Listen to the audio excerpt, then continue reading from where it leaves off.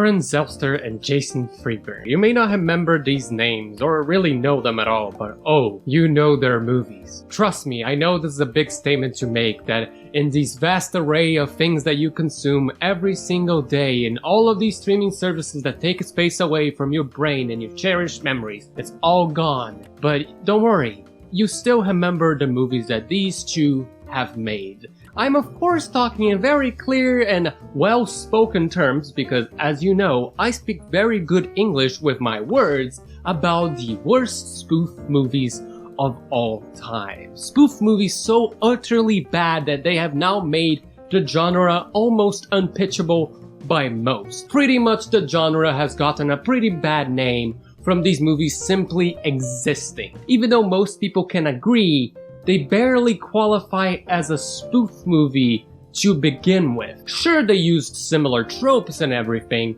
but they stopped kind of paying attention to the tropes and started just focusing on things like farts and just having somebody dressed in a really shitty Halloween costume. I am Iron Man. Not sure if that counts as a spoof. I just really hope it doesn't. Now, of course, you might be still wondering, you may not still know what the f I'm talking about. So don't worry, let me clarify. Jason here and Aaron over there are responsible for movies such as Meet the Spartans, Date Movie, Epic Movie, Vampire Suck, Super Fast, and perhaps, maybe, I don't know, a movie you might remember fondly of, Scary Movie. And of course, you might be thinking, hey, Scary Movie was kind of okay, was kind of enjoyable, was something I couldn't be entertained because it didn't share a lot of the similarities it has to its bastard brethren that have, well, forgotten any sort of iota of effort that could have been gone into making a scary movie and instead tried to put the least amount of effort into speedrunning through a bunch of shitty spoof movies so that they can run to the bank because truly that's kind of what they wanted. Of course, you might still be wondering, hey, Scary Movie wasn't that bad, so these people couldn't possibly have had that much of a bad idea. They couldn't have possibly anything coming later in the future where maybe perhaps the claim that they have offered the script of Scary Movie would have made their career look a little worse. And I don't want to know what the fuck this thing is floating beside my head. I don't want to know about this. This is called a spoiler. And for spoilers, we pick it and throw it in the trash. Now, for most of the movies that I'm talking about, I am excluding Scary Movie because it at least has some good moments. It at least has memes. Everybody knows that any sort of value and measure of quality should be measured in memes. And Scary Movie is filled with them. Yes, some referential humor has aged poorly, but that movie still had some sort of structure besides overly relying on, again, bad Halloween costumes. My name is Harry Potter. The other stuff that these people have their names attached to that they supposedly wrote, directed, and produced, not so much. It's mostly once you are gone through watching a few of these movies, Idiot. oh, you will be left with your brain juices rotting and your neurons misfiring, and so you will be left with maybe being able to produce perhaps at maximum 3-letter words of thought, most often being why and how. Why do these exist? How were they made? What do you mean they kept making money? I think it's very simple to answer the question of why they kept making money, how they kept getting made. It's very simple indeed. They put ladies with big boobas in the poster, so the big boobas were attracting 13-year-old boys, which would have been attracted to the raunchy comedy, which I'm calling raunchy with being very generous. It's just bad words and poo-poo jokes, but big booba, poo-poo jokes, and bad words together is essentially the 13-year-old referendum for what makes good comedy. Which is fine, there are hormonal little dumbasses that their brains haven't developed, and right now my brain's just mush from after watching a few of these movies and going in too deep about trying to learn if there could have been possibly something else going behind the scenes, besides of course these people again trying to run to the bank as far as possible so nobody can touch them, and now they're basically gone forever and nobody will ever see any of their movies ever again. Because fortunately, after the question being asked by the universe, how many times can the audiences of these movies be tricked into watching utter garbage that have been put no intent or effort behind them into making a good movie? Apparently the answer is, it's 6. We were tricked 6 times. The Starving Games finally being the end of the line for the bank till. They finally got there. These movies have haunted me for years. I needed to know more. Now I know more. It has not helped, and I hope this helps. It probably won't. You will be disappointed by the end, just like I was, but I am sharing my story and pain. Huge James. Of course these movies are utterly terrible. Of course they're the bottom of the barrel. They were essentially made to be the bottom of the barrel. They weren't even in the bottom of the barrel. These men dug so deep that now they have become an integral part of the core of the earth, and if we ever try to remove them from that core, perhaps our entire existence will cease to be. But still, alas, I needed to know there has to be more. There has to be more? Please? I can't have had sleeping nightmares about these stupid fucking movies over the years just because they wanted to make money. I couldn't leave that question unanswered.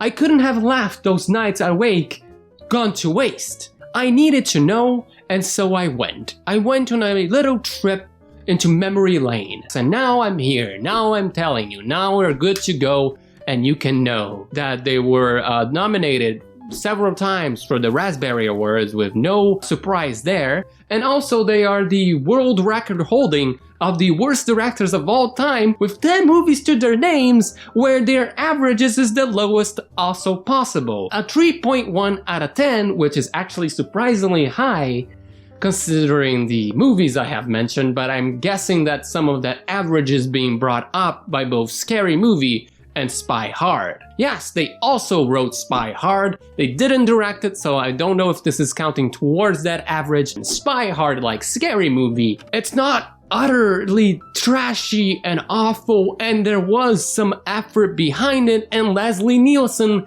even when not in a really funny movie, is a charismatic man.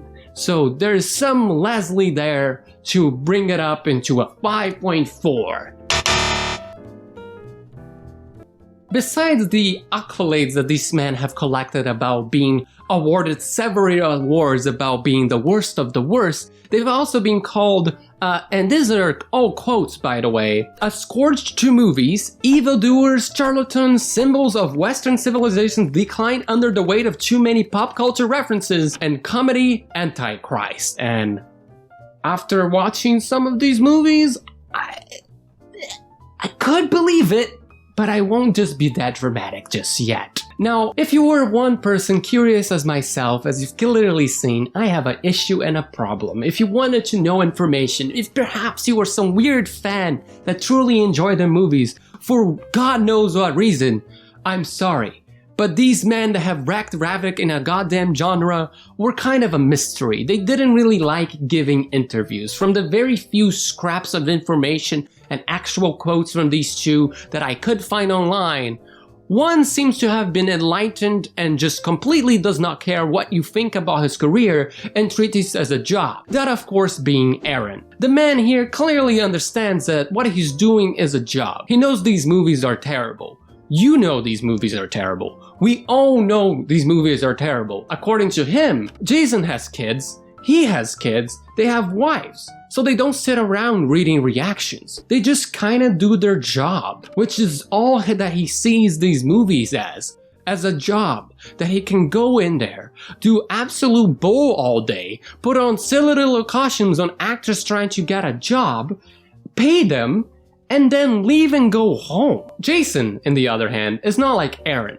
He doesn't seem to be as zen of a man, as a master of not having any regrets, an understanding that this is just a job that he likes to do because it gives him money. He doesn't really just sees it as a job because according to him, at one time, he wanted to be an artist. He also puts it in a way that really makes you understand that Aaron kinda had the idea, the genius idea, that he could make money out of this because Freeberg, Jason, says that this is all started as a dumbass joke. That doesn't sound like excitement, but you know, the guy still made a bunch of money, so I'm sure he's happy in some way. Now, the thing that I found more interesting than that is that Jason's dad was very much like him. He also had made some silly goofball movies, though they were directed to TV so they couldn't hurt the general audiences. And similar to Jason, Jason's dad, well, was not a great person to be according to critics.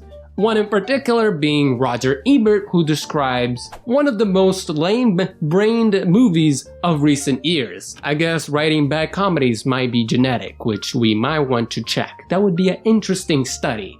Though if you want to study other things that they've done, you might have a really hard time because A, if you're a critic, they never really gave you screenings ahead of time, so you criticize their movies because they're not stupid.